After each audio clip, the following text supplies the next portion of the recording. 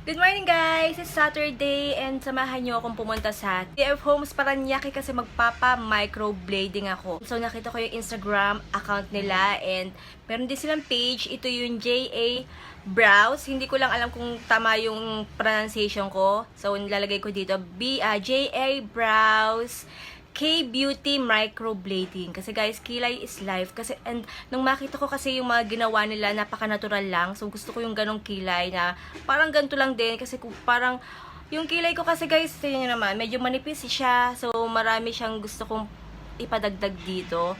Matagal ko nang gustong magpa-microblading. Lalo na pag mag-beach, diba? Ang pangit kapag walang kilay. Siyempre, kailangan ko pang bumili ng mga pang eyebrows na medyo matagalan sa tubig pero wala pa din, natatanggal pa din. So, ayan. So, excited na ako guys. Ngayon ay magnanay na and kailangan 10 o'clock doon na ako. So, yun guys. I will see you later.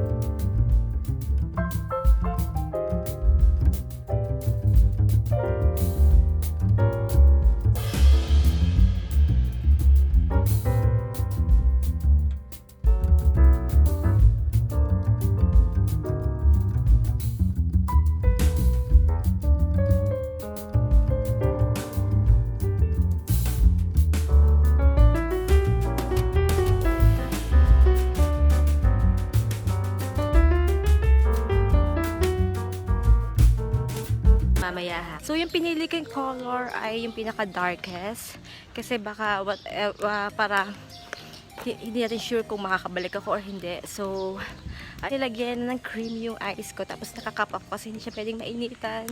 I love it. And hindi ko naman na-video yung sunod kasi medyo nahihiya ako mag-video doon. Sobrang ganda niya guys. Tapos, ang bait niya actually. So, nagugutom na po ako kaya kakain lang ako ng lunch. Tapos, sabihin ko sa inyo mamaya yung mga nangyari sa Kilay. Okay, so I just came home and this is my eyebrows. Looks like sobrang nagustuhan ko siya, guys. You can see. Ayan. So, ito ay, yung, kung nakikita yung parang medyo, ano siya, yung parang medyo, parang may nakalagay na ointment, or parang may nakalagay na something dito sa brows ko.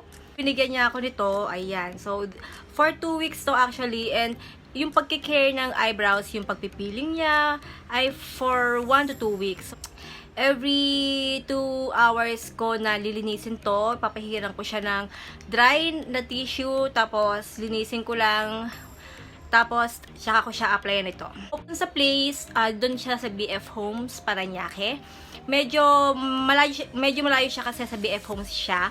Pero temporary lang yung kanyang place kasi ginagawa pa yung clinic. In the middle of this year, mag-o-open yung clinic nila. So, I think meron din silang mga skincare, Korean skincare. And guys, yung nagawa sa akin nito ay si Miss Lee. I forgot, hindi ko na-memorize yung kanyang name kasi Korean. So, pero half Korean, half Pinoy siya. Bago ako pumunta doon for a week kasi syempre magkausap kami, may binigay siya sa akin ng mga pre-care para i-ready tong aking brows. Yung procedure ay hanggang 2 hours. Lahat-lahat na yon, yung pag-shape ng kilay ko, yung basta lahat na yon for 2 hours yon. After niyang i-shape yung brows ko, ipagdi-decide niya kayo guys kung okay ba yung brows nyo. Or tinanong niya ako kung anong gusto kong shape.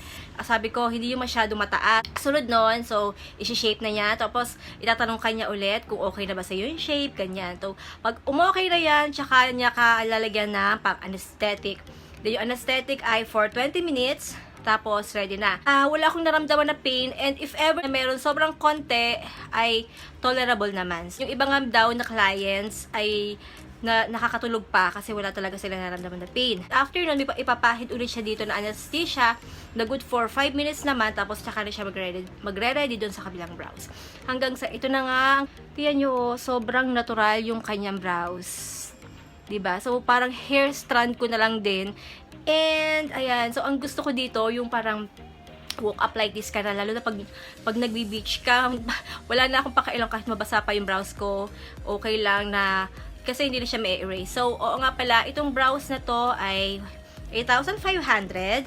Mayroon siyang second session, which is 8,500 again. Tapos, kapag nakapag second session ka, free na yung third session. Pero, nasa iyo pa rin yun kung gusto mong magpa-second session. So, kung gusto mong first session lang, nasa sayo yun. Kung gusto mong i-second session, nasa sayo rin yun. Good for 3 years na tong ganito. So, yan. So, diba? Kung may pre-care, meron ding after-care. So, hindi pa tapos tong ganito. So, may binigay siya sa aking list kung ano yung mga dapat ko bang gawin sa loob ng 2 linggo, 1 linggo hanggang 2 linggo sa aking kilay. Pero nga pala guys, hindi ko to pwedeng basain within a week. So, yan. So, yung problema ko lang ngayon, paano ko siya hindi babasain sa paliligo. So, hindi kailangan iwasan ko mabasa ang aking brows within a week. So, ganyan lang siya. Hindi ko siya may make-upan, wala akong gagawin. Yun lang. Pero kaya ko naman yan guys. So, tiis ganda syempre dahil Kilay is life. So, yung kanilang FB page and yung kanilang Instagram ay ilalagay ko doon sa link dyan sa description box. So, pwede nyo silang i-message and mag-message siya agad sa inyo. So, yung name niya ay si Miss Lee. Sobrang pretty niya. Guys, so that's it for this video. Sana nagustuhan nyo to. Thank you for watching and I will see you on my next video. Bye!